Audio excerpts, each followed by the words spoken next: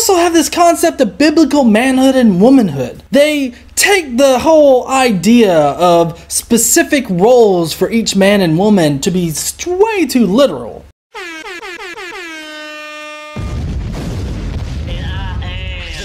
Engineer, a conscious pioneer, a logic general, a reason brigadier. More bullshit from the pulpit. Meet me in the comment section and you get schooled, bitch. The godless engineer.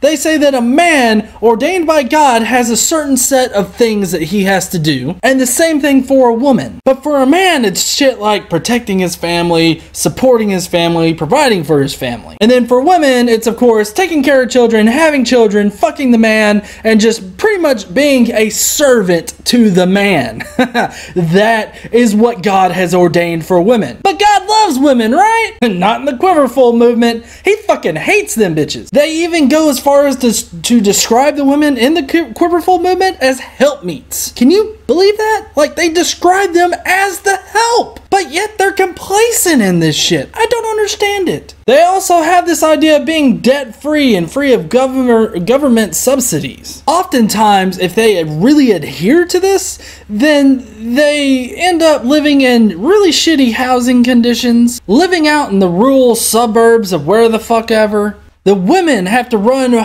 businesses out of their homes and employ child labor in order to make the shit work. Can you imagine actually having to pay the medical bills for like 20 fucking kids? This oftentimes requires them to employ really odd home remedies and natural solutions like, you know, homeopathy. There's also this concept of home church and family integrated church.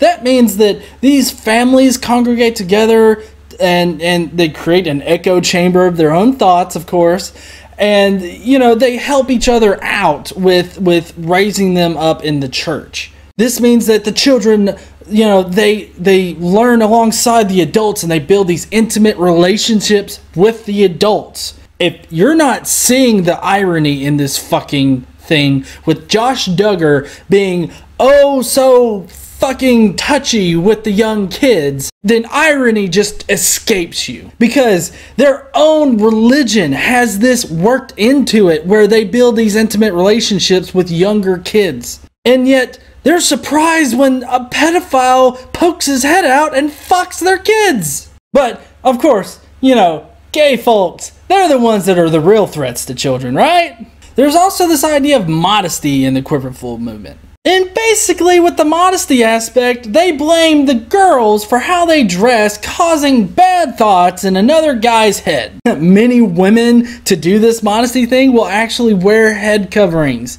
You know, like Muslim women.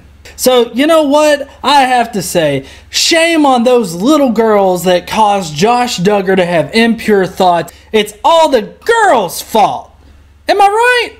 How fucked up is that, huh? That's really fucked up. Now, of course, this is the basic outline or template to a Quiverfull family and the Quiverfull core values. Not every single Quiverfull family is going to subscribe to every single one of these tenets, you know, as mentioned by the, you know, the financial core value. You know, I'm sure not a lot of them will actually sacrifice a decent home for their children just because they don't want to be, you know, get assistance from the government. But I hope that this video has shown you how the Quiverfull movement is abusive.